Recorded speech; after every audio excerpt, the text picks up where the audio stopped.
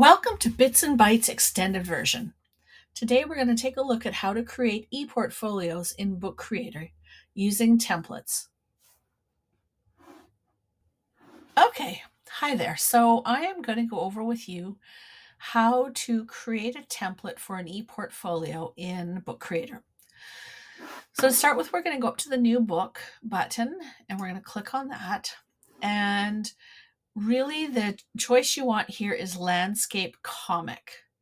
And I'll show you why in a few minutes, but this is the one you want to choose, Landscape Comic. It gives you the most room and also allows you to do some of the things you might want to do with a template. So we're going to go ahead and click that for a new book. And we're going to assume here that you're creating a template for students who are kind of in the middle of elementary. So you want to lock some things down, and yet you also want to give them some flexibility. So let's start with maybe a title.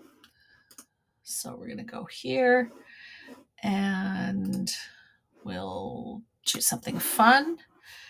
And we'll go ahead and put the words in. There we go. And I'm going to maybe stretch it out. Oops. And I'll move it right to where I want it. I'm going to center it. Let's see. Let's do that a bit better here.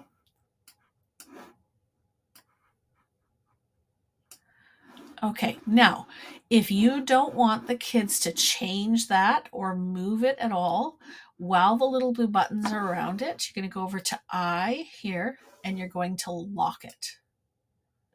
And you're going to prevent unlocking. So you don't want anybody else to unlock it when it's there, when they have a copy.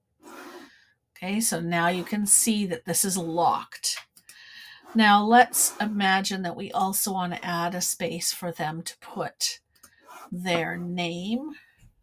And so we're going to put name, grade maybe, and maybe we'll put year.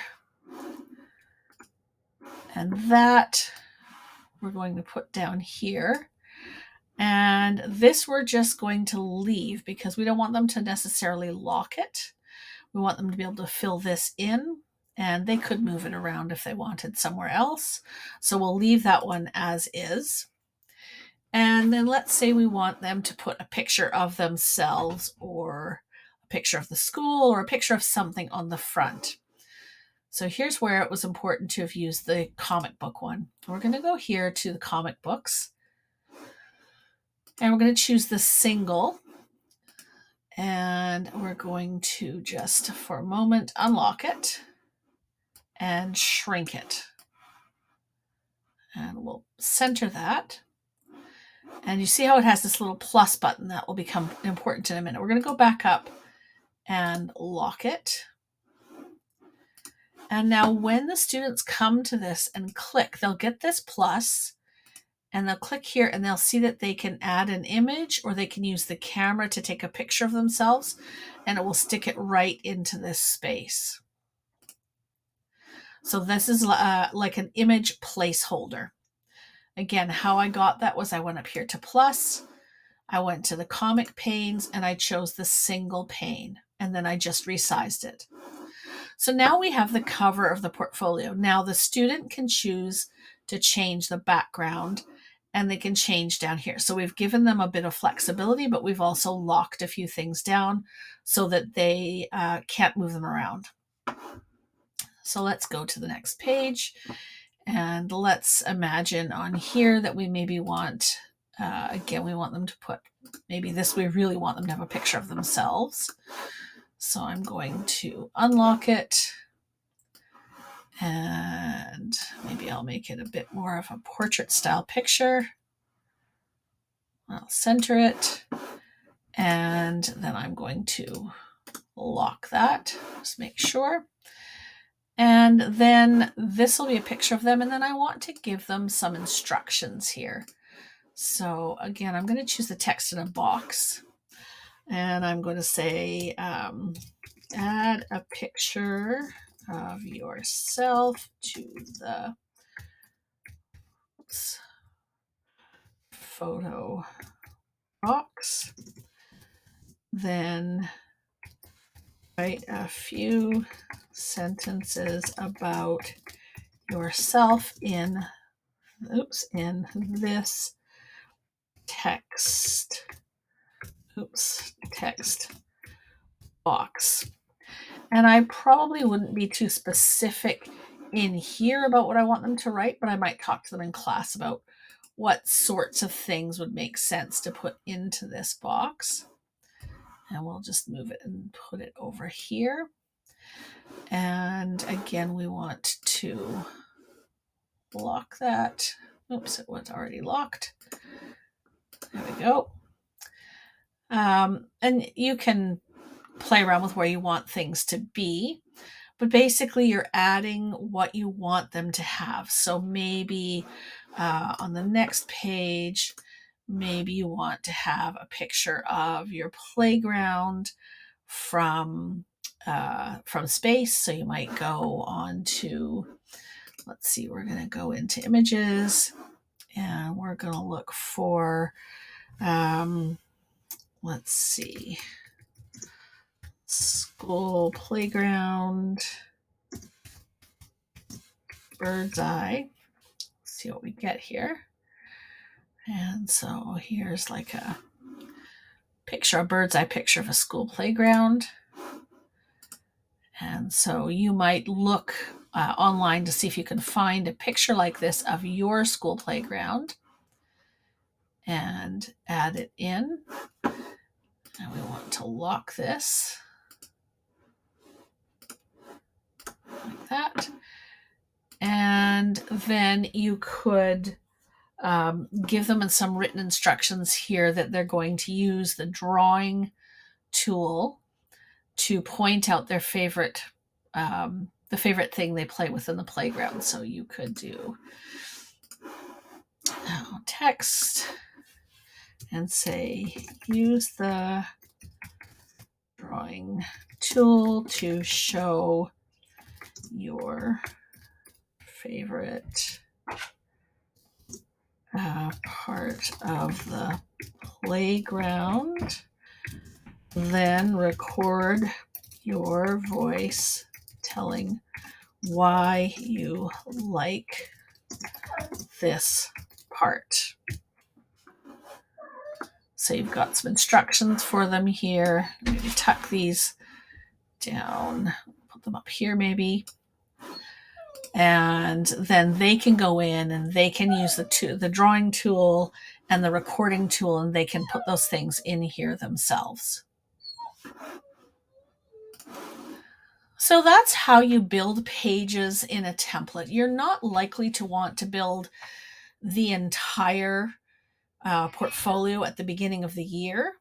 You might want to have some sample pages in here. So you might have a page where they put where they have a picture placeholder and then an area to put text or to record their voice. You might have a few pages like that that are very generic that the kids can copy and move around. And how you would copy and move things around is you'd go up here to pages. And this will show you all of the pages in your template. And kids will very quickly learn when you show them that they, for instance, let's say this is a very generic page that you might want to reuse over and over again. Kids can make a copy of that page, and then it's really easy to just move them around and rearrange them. So you might want to make a page that, shows off a project or shows off an assignment that's quite generic that they could reuse over and over again for different projects or assignments. So once you have that basic template, you can see I have several of them here. It's going to be because you've created it as the teacher, it's going to be on every child's bookshelf in your class. And they'll have on their bookshelf, they'll have anything you've created in the class as well as anything they've created. And so what you would have them do then is go here to the three little dots to the snowman or the Timbits and have them copy that book just like this. And they're going to copy it right into this library here. And now here's a second copy of it, and this becomes theirs. This is now their book, not your book any longer, and they can start adding their own things to it.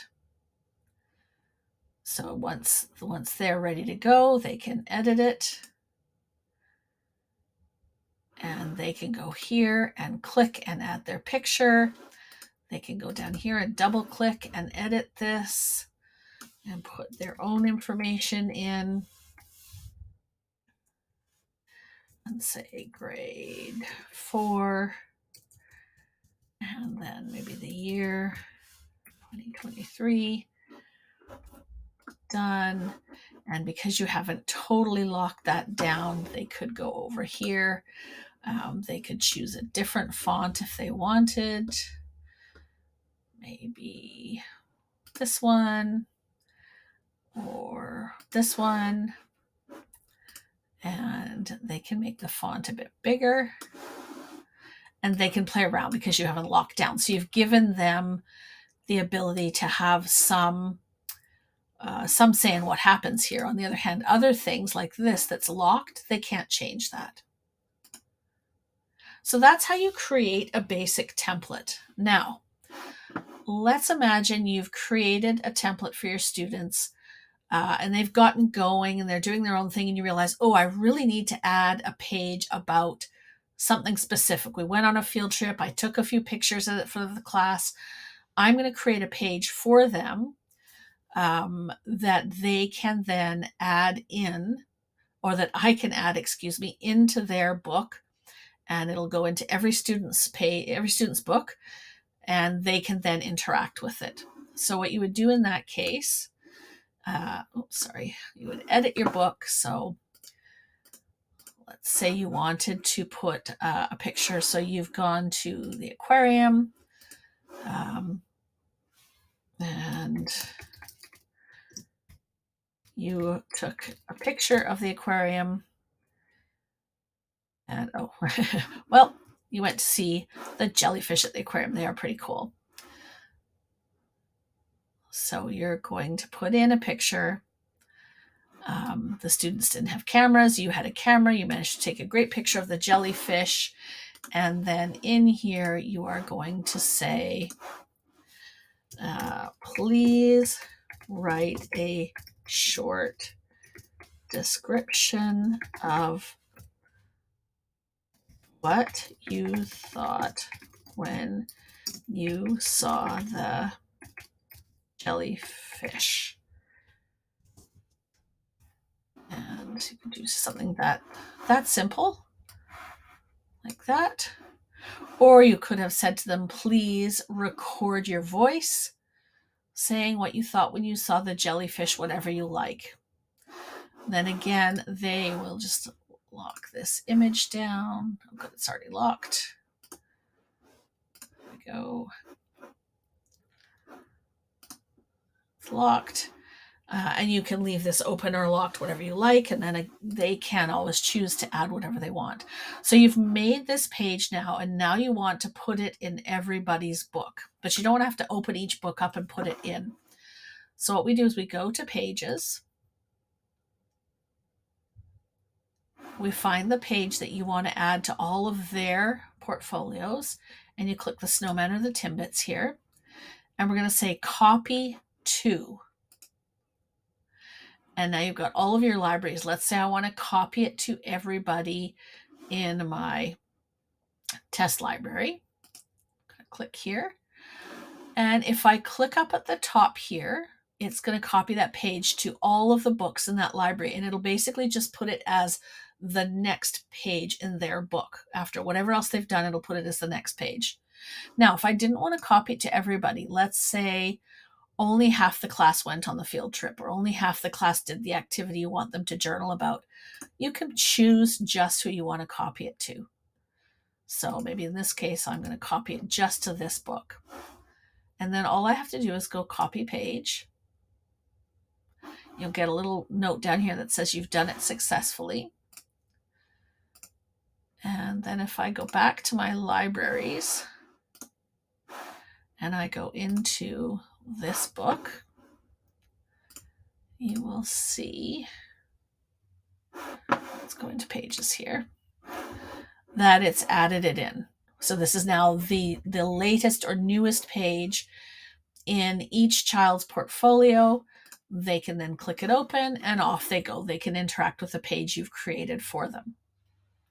So whether you want to start by creating a portfolio, that has quite a bit of of how you want it to appear all ready to go, and then the kids just make a copy on their shelf and they can interact with it.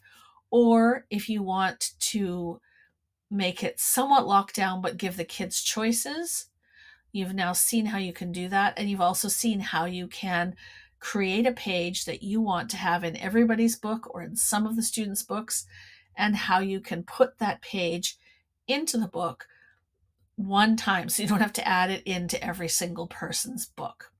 So hopefully that helps show you how easy it can be to set up a portfolio template inside Book Creator, to share that template with your students, and to also share single pages with the students to put them into their portfolio.